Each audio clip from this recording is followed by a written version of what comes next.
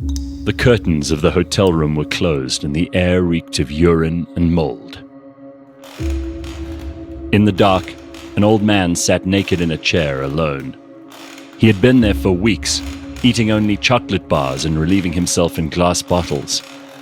His hair was long and greasy, and his nails were the same length as his fingers. On the table next to him, a phone rang. "Yes?" he answered. The voice on the other end of the line explained a sale of shares. "How much?" the recluse asked. $500 million, came the reply. In that moment, the eccentric billionaire, aviator, and movie mogul Howard Hughes became the richest man in America. And that isn't even the best part of his story.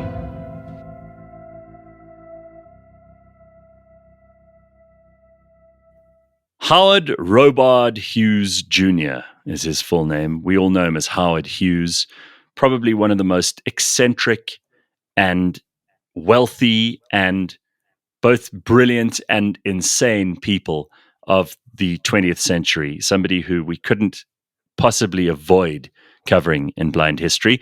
I'm joined as ever by Anthony Mederer, and it's always good to see you, Ant, because it means that we can talk about someone else who has a real story behind them. I love it. Absolutely love it. And Howard Hughes is somebody that's always fascinated me, along with millions of other people around the world. Yeah, why do you think it is that he's so interesting? I mean, he, at one point was the richest man in the world.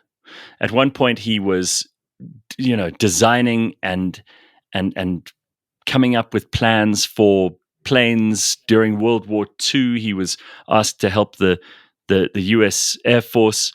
I mean, all of these things are cool. He also slept with some of the most beautiful women in Hollywood. The guy just seems to have lived 10 lives in one.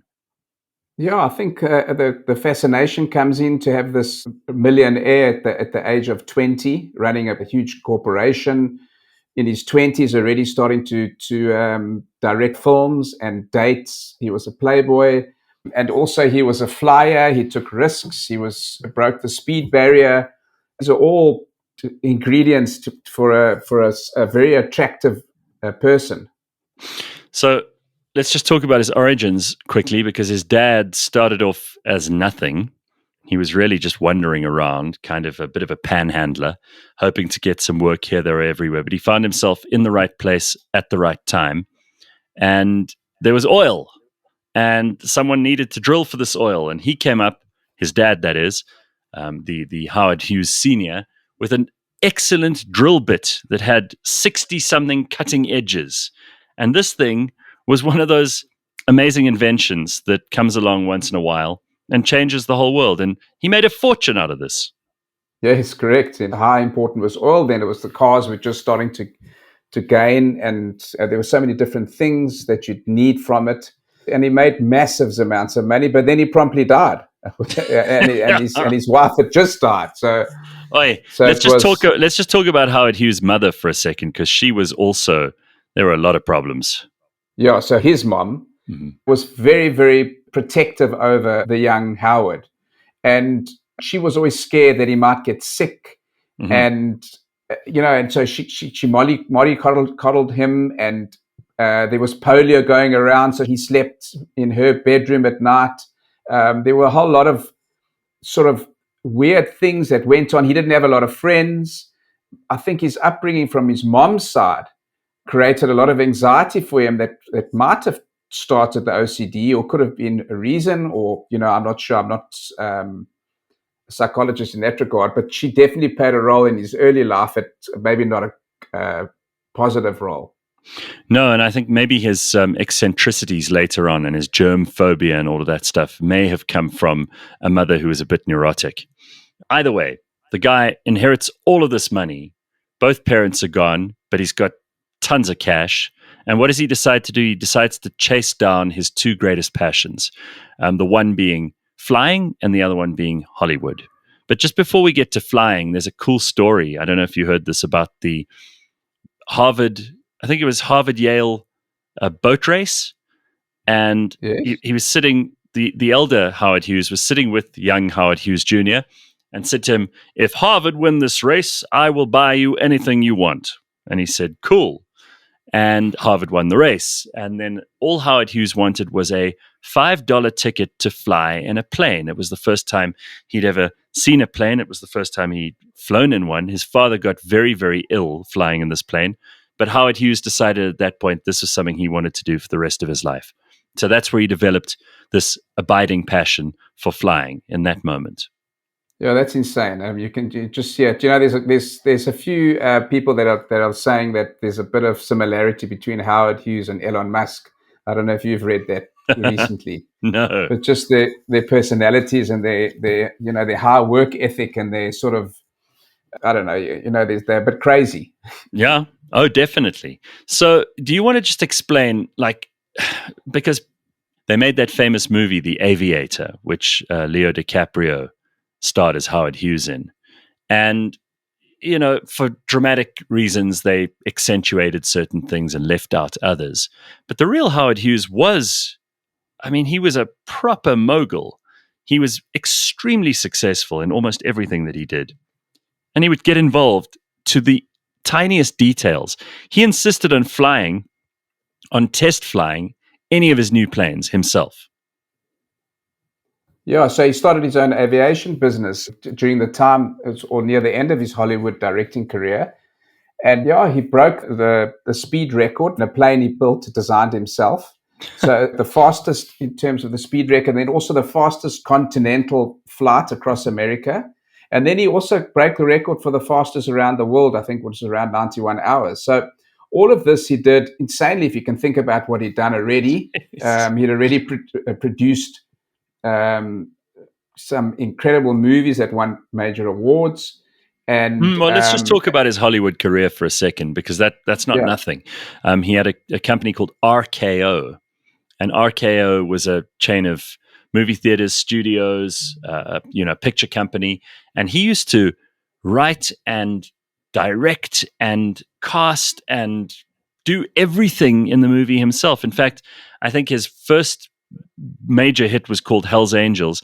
He spent such an inordinate amount of time and money on this that most people thought it would never get to the theaters. And when it did, it was a massive success and recouped all of its costs and some.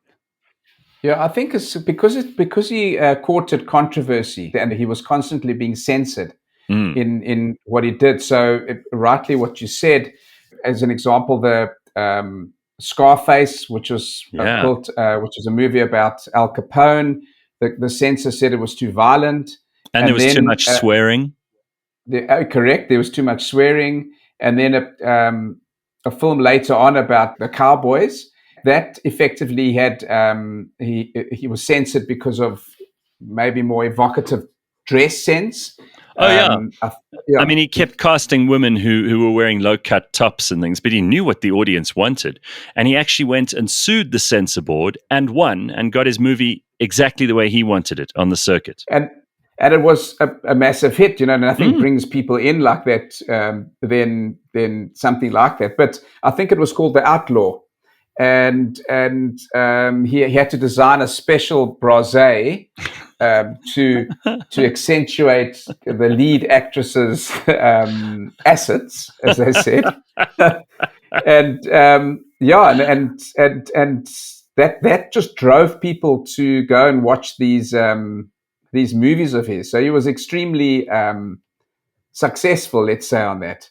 Yeah, I mean, I don't want to spend too much time talking about his business acumen because that is phenomenal, but it's safe to say that by the time he'd already started to go a bit crazy and he was living in Vegas, he sold TWA, Trans World Airlines, and he made $1 billion. I mean, in those days. So he was the richest guy on earth at that point. And I talk about all of this stuff in sort of a glib way, but all these Hollywood stars, he had affairs with so many of these women. And these are the most beautiful women in the world at the time. Yeah. Betty Davis, Ava Gardner, Olivia de Havilland, Katharine Hepburn, Ginger Rogers, Janet Leigh, Rita Hayworth. We spoke a little bit about Hedy Lamarr. She was one of our Blind History episodes in one of the previous seasons. but she was special. If you had to listen to that season, and he saw her more as a colleague in the design field and aviation rather than a girlfriend. But he also had a narrow escape with death. He was testing out one of his planes around this time, and apparently everything was fine for the first part of the flight. And then somewhere in the middle, one of the propellers failed, and he had to make an emergency landing. And he was trying to aim for a fairway of one of the golf courses, but instead went into a house and narrowly escaped death. But after that, developed quite a number of health issues, which led him into, pain relief and morphine and codeine and God knows what else. But by then, he'd had a very successful time in the sky, despite designing all these slightly precarious vehicles in the sky. And then when he fell down in that particular crash, I think it really hit him hard mentally and physically. Yeah, and around that time, Gareth, when the Second World War broke out, the government approached him because he was a leading designer in aviation, and approached him to build warplanes, which he did. But like his movies, he was always significantly behind schedule, and in the same way he was here. But he produced the largest plane in the world, which he was going to transport troops. I think it had 8 engines. It was called the Hercules H4 or H4 Hercules, and the press used to call it the Spruce Goose. The largest plane ever built. And by the time it was finished, it was 1947, and so he'd missed the opportunity. But he still flew it, albeit for 1.6 kilometers, and then he put it in a hangar for the rest of its life. Yeah, I mean, it had the longest wingspan of any plane, and it only flew once, as you said, for 1 mile. But he was very proud of this, and he continued to design planes for a long time. In fact, the only time that he came out of kind of hiding and out of his reclusive stage of his life was to take a plane around London later on, which he did completely naked. But we'll get to that in a moment. It's probably worth mentioning at this point also that he had at some stage decided that he wanted to go and live in Vegas because there was a lot happening in Vegas. There were a lot of casinos. He wanted to get in on the real estate market, and he booked himself into the Desert Inn where he had the penthouse suite. And instead of, most of us would stay in a hotel for a couple of days, maybe if we're in town for a long time, a couple of weeks, but he stayed for years.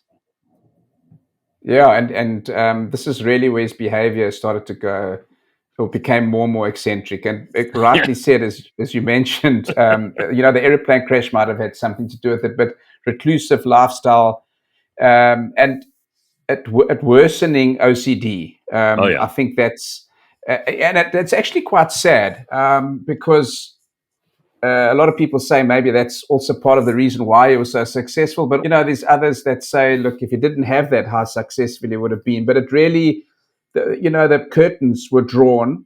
He thought darkness would help with his contamination fears, and the curtains became rotten in the deserts, the Desert Inn where he was staying, because of the fact that they were closed for so long.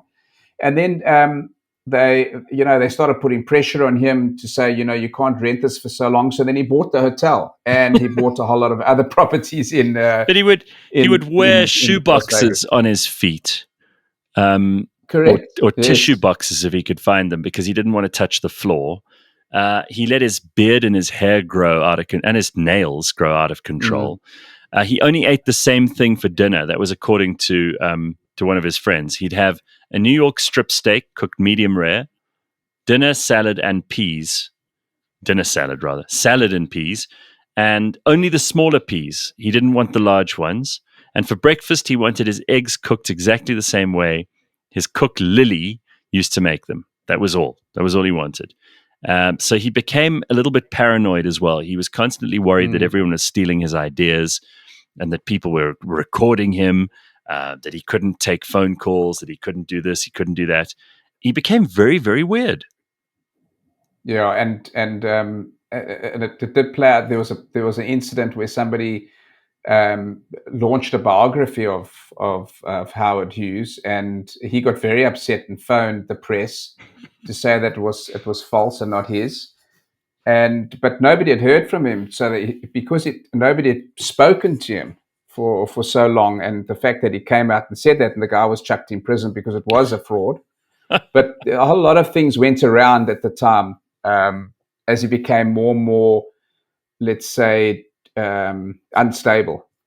Well, he also used to sit in a dark movie studio for hours, even days, just watching movies and even his own movies and trying to edit them and make notes. But he would sit there totally naked in the dark watching movies without any care for eating, drinking, going to the loo. It was very unsanitary. He became, without a doubt, completely obsessive compulsive. And then also talking to that point, when his staff, he also ordered his staff to wash their hands multiple times. And then they had to layer their hands with paper towels, when serving his food. But these compulsive rituals, with the fact that he was so rich and he could pay the people wasn't a problem for him. And he got away with all of it and delegating it. But he gave huge complex instructions for handling all sorts of things. He had lots of relationships and affairs, but he didn't have any surviving children, did he? No, he didn't. And that's also when he did pass away, there was so much confusion, and there was a whole lot of turmoil around his will and where his will would be settled. Now, he eventually died in 1976, which feels like it isn't that long ago. But he died, I think, appropriately on board an aircraft. It was a Learjet, and he was actually being flown from his penthouse in Acapulco to the Methodist Hospital in Houston, where he was seeking medical attention. And they say it was kidney failure, but whatever it was that killed him, it must have also involved the painkillers, because there were lots of those going in and out then. And his kidneys were damaged, his internal organs were damaged, his brain. They did say that he was otherwise fairly healthy, but wasn't going to last forever like any human being. X-rays revealed he had broken off hypodermic needles in his arms, and and he looked really terrible. He weighed like 90 pounds, which means he was skeletal. He had all this hair. I mean, he didn't look great at the end. He would have been a frightening thing to behold. And they said he was emaciated and his body was so thin, and they likened it to a captive from Japanese prisoner of war camp. So it must have been frightening. And you must know his nails were probably 50 feet long. And in the end, he let himself go. He never used to brush his teeth anymore. So it's strange for somebody that was so paranoid about cleanliness, how this is basically what happened. OCD can be hardcore. Oh, it can be horrific, and it can be life-altering, and not in a good way. Now, what about these rumors that he actually didn't die? Because there were all kinds of alleged survival stories told that he'd actually faked his death because he just wanted to escape the public eye. I remember growing up at the time, and it was always the belief that Howard Hughes was actually alive. He just wanted the world to leave him alone. And so he faked it so that nobody could chase him anymore, and he could finally be at peace. But I don't think there's any truth to those rumors. Another interesting fact I saw about him was this testimony he gave to Congress, because they thought that he'd maybe been price gouging during the war. They needed his acumen and his designs and his ideas to help develop these planes that he did. And Congress wanted to make sure that he hadn't tried to extort money from them, because they obviously saw how rich he was, considering he'd made that money in many places, not just with his government contracts. But the thing I liked is you can actually still see the video of Howard Hughes in Congress. And he stands up for himself. He said, I have not been called here to have to defend my honor and my name. He said, basically, if you guys don't realize how much I've done for you, I'll just take all my stuff and get the hell out of here. I'll go and move to another country. So he was unapologetic and not afraid of being called to Congress, and seemingly one of those guys who you just didn't mess with. He was a strong human being with a strong personality, and he knew what he was good for. Yeah, this was highly publicized, like you rightly say. You can actually watch it now. And he sparred properly with the Senator Owen Brewster, and ultimately That's right. He prevailed. He was so clever. I mean, he ran circles around this guy. So I like the comparison that you made with Elon Musk earlier on, and it's one that obviously there are lots of people on the internet who are saying the same things. But what do you think it was that made him so attractive as a character? Was it the eccentricity, the fact that he went into hiding for so long and that people didn't have access to him? Was it the wealth, or was it a combination of all of these things, including the womanizing and the movies? Yeah, I think that it was a combination of all of it. The fact that nobody knew him in a way it was very attractive. And then naturally some admirers would try and tame him or feel that they will be the one to tame him. And, so I think a lot of that, and the fact that he had lots of money, and also the highly intelligent and driven individual. I think it's all of those things, and very much the fact that he disappeared, that nobody saw him for years and years and years. Apparently, he was obsessed with one movie called Ice Station Zebra. It was made in 1968. And he had it running on a continuous loop in his house the whole time. And he watched it, according to his aides, over 150 times. Wow. And when he made a movie called The Conqueror, which was a bit of a failure, it flopped at the box office and everywhere else, he bought every copy of the film for $12 million and watched it on repeat again and again. They eventually, wow. at Paramount Pictures, they eventually bought the film in 1979 after his death. And you got to wonder what it was that caused such a glitch in his brain that he had to see these things over and over again. Yeah, I think by then, sure, I think he had some serious mental challenges. I really think he had some challenges, and it's the fact. I think also the fact that plane crash might have, hurt his mental health in some way.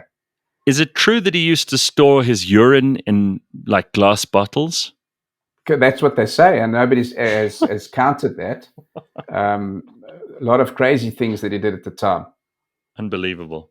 It's amazing. He also bought, this is what kind of thing you can do with money. And, if you're rich and you do crazy things, then people call you eccentric. If you're poor and you do crazy things, they just say you're crazy. Apparently, he bought a hotel and a casino across the road from where he stayed in Las Vegas, just because the sign had this neon silver slipper that he could see from his bedroom, and it kept him awake at night. So he bought the place and shut it down. That's and the other thing which he put, that was exactly the type of person, and he put the mafia's noses totally out of joint. A lot of people were too scared to take the mafia on, and he just didn't give a shit. He started buying up their land, and where they started running their operations, he just bought the place and kicked them out. So he sort of cleaned up the city, where corporates could now come back in because the mob had their setups, and now he said, well, I own it and you guys can leave. Yeah. Well, strong personality. And he could also affect policy. I mean, they used to do nuclear testing near his properties in Nevada, or far enough away that they weren't going to pollute the city with radiation, but close enough that they could feel the vibrations. And he wielded so much political influence in Nevada that he actually got them to stop. And the tests eventually went through despite his efforts. But the detonations used to cause shockwaves in his hotels, and he would swear and curse. And he used to send representatives with bribes of $1 million to try and persuade Lyndon Johnson and Richard Nixon to stop the nuclear tests. I mean, $1 million in cash bribes to a president. Yeah, look, I mean, he was larger than life. But I think at that time, then he was starting to move around a lot as well. He went to the Bahamas, Nicaragua, Canada, England, Las Vegas, Mexico, and always in these luxury hotels and completely locked down with his own staff. So none of the hotel staff ever came into those rooms to clean it or do anything. Oof, can you imagine? Anyway, so I suppose you've got to take the good with the bad. Genius lives right next door to madness. And if there's ever a person who proved it, it was Howard Hughes. Yeah, that's so true. Thanks for listening to this episode of Blind History. Every episode is available on the Cliff Central app, cliffcentral.com, or wherever you get your podcasts.